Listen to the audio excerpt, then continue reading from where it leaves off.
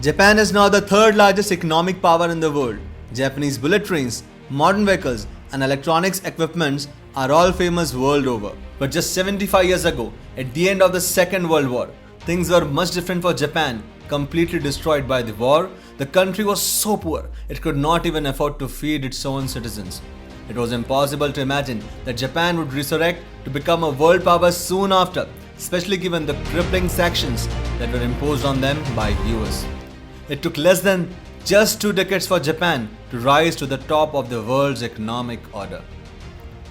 This video is about the marvelous resurrection of Japan, the chances of which were considered to be just 1 in 1,000 by the Japanese themselves. August 15, 1945, just 2 weeks after the atom bomb attacks in Hiroshima and Nagasaki, Japan surrendered unconditionally to the US. US made 2 main demands to Japan. Number 1, complete disarmament, and second, democratization of nation. Before the war for decades, Japan has focused solely on military and industrial growth of the country. As a result of this, Japan became hugely dependent on its colonies such as Korea to ensure the constant supply of agricultural produce to feed its people. Post-war, Japan lost control over all the colonies. With abysmal agriculture production and little money to purchase food from the other countries, majority of Japan slipped into poverty. What kept the country afloat was the food aid by the US. Still, US demanded that Japan adopt a democratic system similar to those in existence in Western countries. The first few steps in this regard were the abolition of feudal system such that property ownership rights are universal and enacting citizens' right to unionize. Gender equality laws were also formulated. Though the US extended aid and assistance to ensure the survival of the Japanese post-World War II, Japan's economic prosperity was of little concern to the US. To avoid any possibility of future war, US had demanded that Japan must completely disarm themselves. General MacArthur, who oversaw the Allied occupation of Japan post-war, envisioned that the economy of Japan should be strictly agrarian. As part of this, he ordered the destruction of many industries, especially those concerned with military production.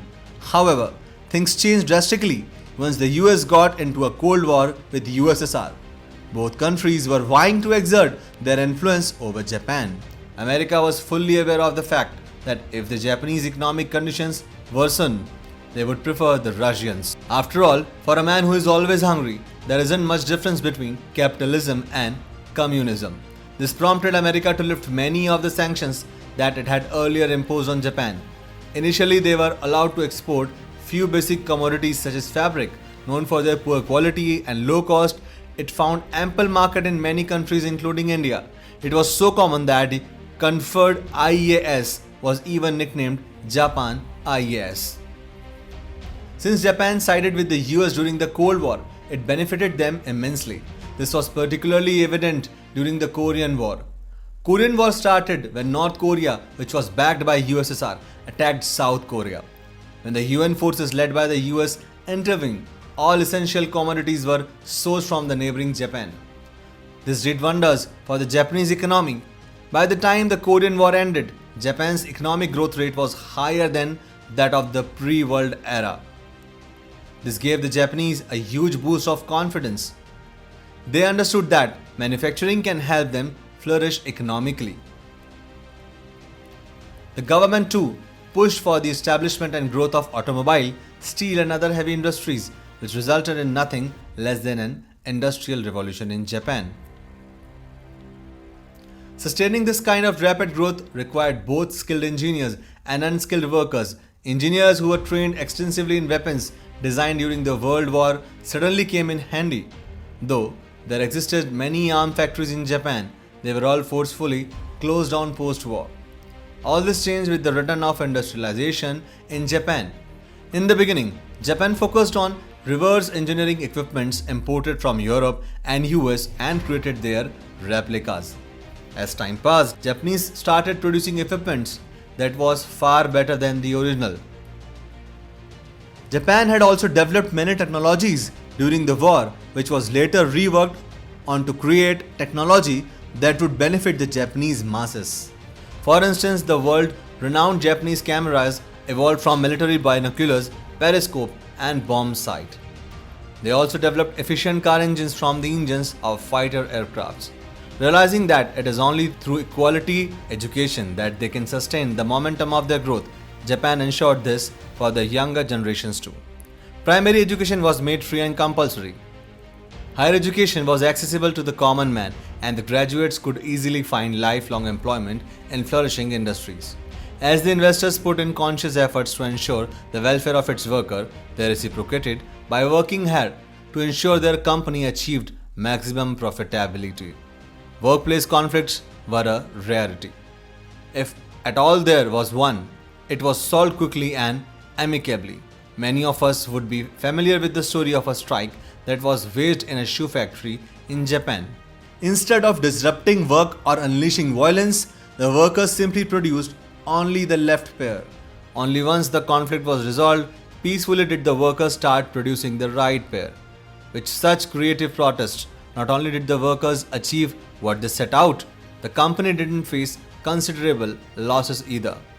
The story could well be part of a modern folklore, but it is true that Japanese worker protests remain sympathetic to the long-term interest of the investor even today. Though most employees took home a handsome salary, the Japanese preferred saving it and reinvested it back into the economy rather than spending money frivolously.